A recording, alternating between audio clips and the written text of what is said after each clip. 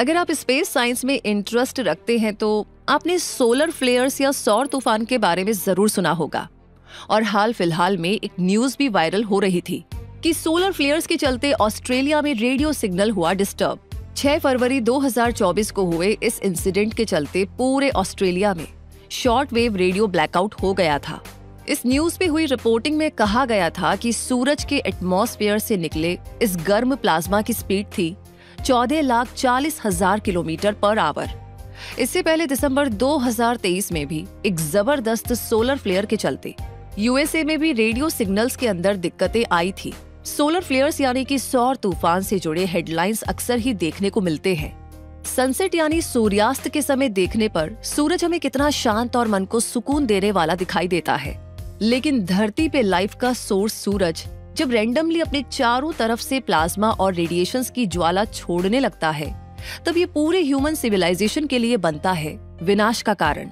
तो solar flares आखिर है क्या और ये कैसे बनते हैं, आइए समझते हैं।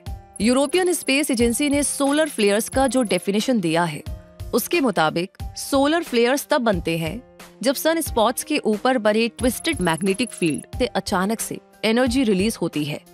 ये एनर्जी एक्सप्लोजन के रूप में निकलती है और कुछ ही मिनटों में ये अरबों डिग्री तक गर्म हो जाती है।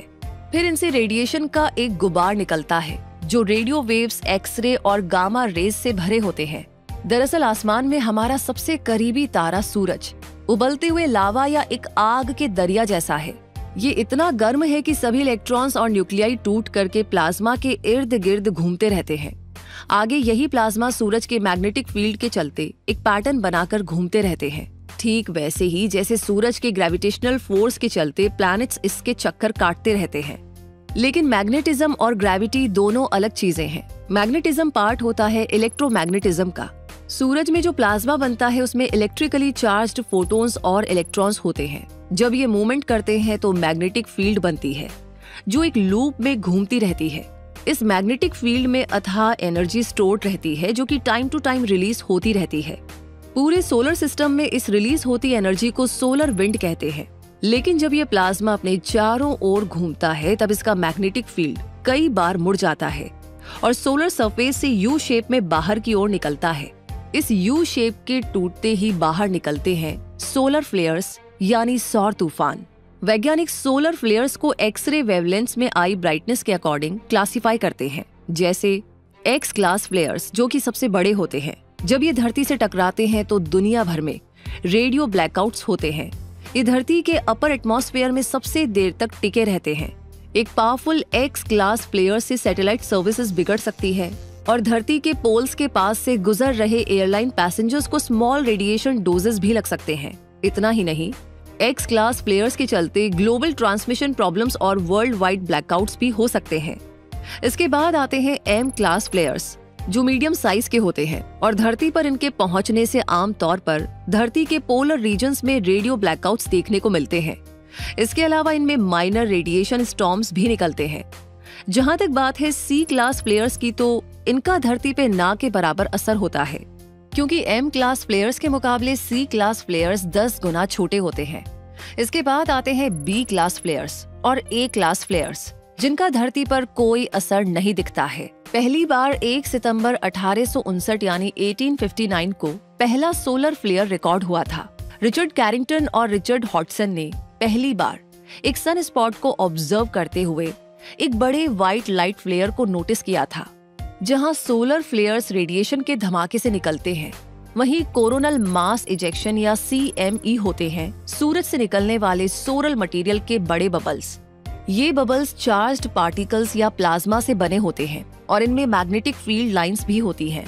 कभी कभी सोलर फ्लेयर्स को कोरोनल मास इजेक्शन के साथ देखा जाता है, तो वहीं अकेले भी अस्तित्व में आ जाते हैं। कोरोनल मास इजेक्शन की बात करें तो ये सूरज के एटमॉस्फेयर से अरबों खरबों टन प्लाज्मा लेकर के लगभग 9 मिलियन किलोमीटर की स्पीड से ब्रह्मांड में फैल जाते हैं। यूं तो कोरोनल मास इजेक्शन यानी कि CME से satellite system, radio signals and communications और स्पेस में मौजूद एस्ट्रोनॉट्स को बहुत खतरा होता है, पर इनसे हमारी रक्षा करता है धरती का वायुमंडल। धरती का एटमॉस्फेयर CME में मौजूद एक्सरेज को अब्सॉर्ब कर लेता है और सरफेस तक पहुंचने नहीं देता है। CME से निकला इलेक्ट्रिफाइड प्लाज्मा धरती के मैग्नेटिक फील्ड से रिफ्लेक्ट हो जाता है और इस एनर्जी स्टॉर्म का कुछ हिस्सा नॉर्थ एंड साउथ पोल में डाइवर्ट हो जाता है। जब CME के एनर्जी पार्टिकल्स धरती के एटमॉस्फेयर में गिरते हैं तो ये ऑरोरा बनकर शानदार विजुअल्स क्रिएट करते हैं। ऑरोरा सिर्फ रात को ही दिखाई देते हैं और आमतौर पर लोअर पोलर रीजन्स में ही दिखाई देते हैं। आर्कटिक और अंटार्कटिक सर्कल्स के पास लगभग हर रात में ऑरोरास दिखाई देते हैं। इनका सबसे बेस्ट व्यू आइसलैंड, अलास्का के फेयरबैंक्स, कनाडा की येलो नाइफ, नॉर्वे के ट्रोम्सो में late August to early April and May तक मिलता है। लेकिन कई बार ये सोलर फ्लेयर्स इतने जबरदस्त होते हैं कि इन्हें सोलर सुपर स्टॉर्म्स भी कहते हैं। 1859, 1903, 1921, 1967, 2003 और 2022 में हुए सोलर सुपर स्टॉर्म कुछ चुनिंदा स्टॉर्म्स हैं। 2022 में आए सोलर सुपर स्टॉर्म्स को ही 40 स्पेसएक्स स्टारलिंक सैटेलाइट्स के फेलियर का रीजन माना जाता है। ये सभी सैटेलाइट्स लो अर्थ ऑर्बिट में थे। अगर आज ये होने को हुए तो सबसे पहले साइंटिस्ट और रिसर्चर्स को आसमान में स्ट्रॉन्ग सोलर फ्लेयर्स के होने का पता चलेगा। सूरज के एटमॉस्फेयर से निकले अरबों खरबों टन प्लाज्मा की गति इतनी ज्यादा होगी कि एक दिन से भी कम टाइम में ये धरती के वायुमंडल तक पहुंच जाएंगे। इनके पहुंचते ही धरती के वायुमंडल पे एक शोवेव का प्रेशर बनेगा और ये धरती के मैग्नेटिक फील्ड को कंप्रेस कर देगा और इसकी सारी एनर्जी मैग्नेटोस्फीयर में ट्रांसफर हो जाएगी। सोलर स्टॉर्म्स के चलते ह्यूमन हेल्थ पर भी थोड़ा बहुत असर पड़ता है। एक्सपर्ट्स का मानना है कि सोलर स्टॉर्म्स के आने से इंसानों में मूड स्विंग्स, हेडेक्स और ब्लड प्रेशर बढ़ता है। वो लोग जो इमोशनली और मेंटली स्ट्रेस्ड रहते हैं उन्हें ज्यादा प्रॉब्लम्स फेस करनी पड़ती है। यही नहीं बल्कि हमारे नर्वस और कार्डियोवैस्कुलर सिस्टम्स पर भी इसका बहुत बुरा असर पड़ता है। सोलर स्टॉर्म्स के कॉन्सिक्वेंसेस यहीं पर नहीं रुकते हैं। कोरोनल मास इजेक्शन का मैग्नेटिक फील्ड धरती से अलाइंड रहने पर दोनों मैग्नेटिक फील्ड आपस में मर्ज हो जाते हैं और मैग्नेटिक क्लाउड के धरती के ऊपर से गुजर जाने पर एक बड़ी सी मैग्नेटिक पूंछ यानी कि मैग्नेटिक टेल सी बन जाती है। इसके टूटने पर मैग्नेटिक टेल से निकली एनर्जी सीधे धरती से आ टकराती है और शुरू होता है जियो मैग्नेटिक स्टॉर्म। इसका हमारे शरीर पर भले ही कम असर पड़ता हो पर इलेक्ट्रॉनिक डिवाइसेस पर यह कहर बरसा देती है। क्योंकि मैग्नेटिज्म के चलते इलेक्ट्रिक करंट बनता है तो हजारों लाखों किलोमीटर लंबी इलेक्ट्रिक वायर्स और ट्रांसफॉर्मर्स इसकी चपेट में आ जाते हैं। नतीजा ये होता है कि या तो कंप्लीट शटडाउन देखने को मिलता है या ट्रांसफॉर्मर्स उड़ जाते हैं। इसका सबसे बड़ा एग्जाम्पल 1989 में देखने को मिला था जब क्यूबेक, कनाडा में एक पावर ग्रिड में कंप्लीट शटडाउन हो गया था और यूएसए में भी इलेक्ट्रिसिटी सप्लाई में दिक्कतें आई थी। लेकिन पावर ग्रिड इंजीनियर्स ने इसका सॉल्यूशन ढूंढ निकाला है और हमें सोलर स्टॉर्म्स के कॉन्सिक्वेंसेस का पता भी नहीं चल पाता है। क्योंकि कहीं कैपेसिटर बैंक्स होते हैं जो बैटरीज की तरह काम करते हुए एक्सेस एनर्जी अब्सॉर्ब कर लेते हैं, या कहीं कहीं इलेक्ट्रिसिटी डैम्पनिंग डिवाइसेस इंस्टॉल्ड होते हैं।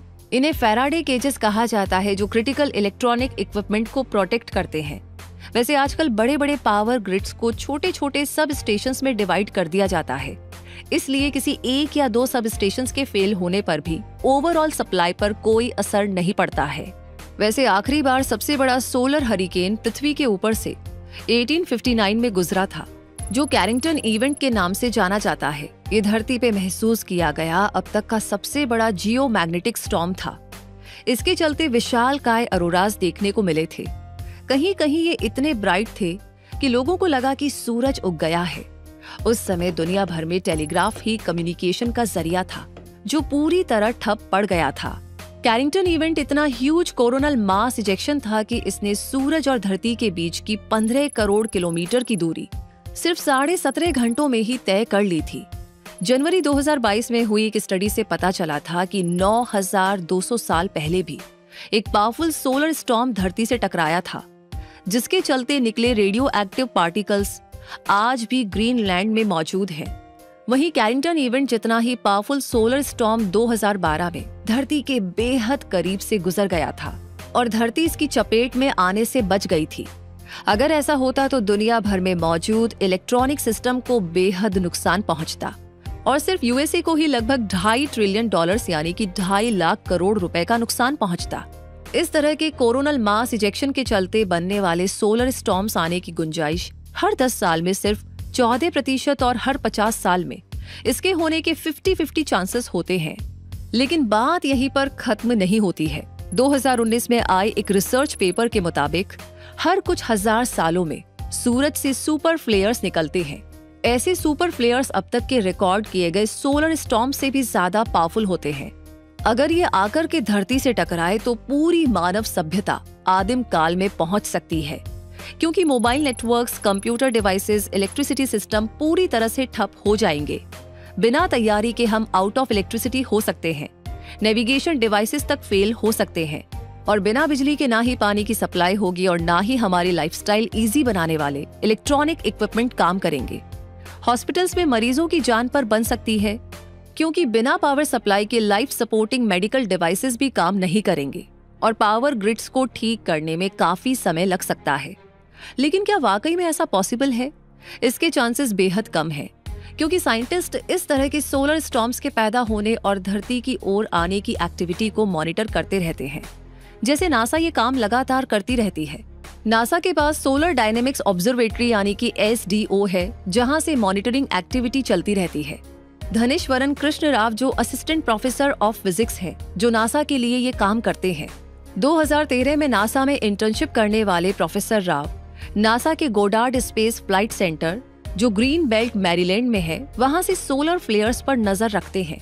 तो ऐसे किसी भी सोलर स्टॉर्म के निकलने पर उसकी जानकारी नासा की रोबोटिक मिशन ऑपरेटर्स को दे दी जाती है और इस तरह प्रिकॉशंस की तैयारी की जाती है।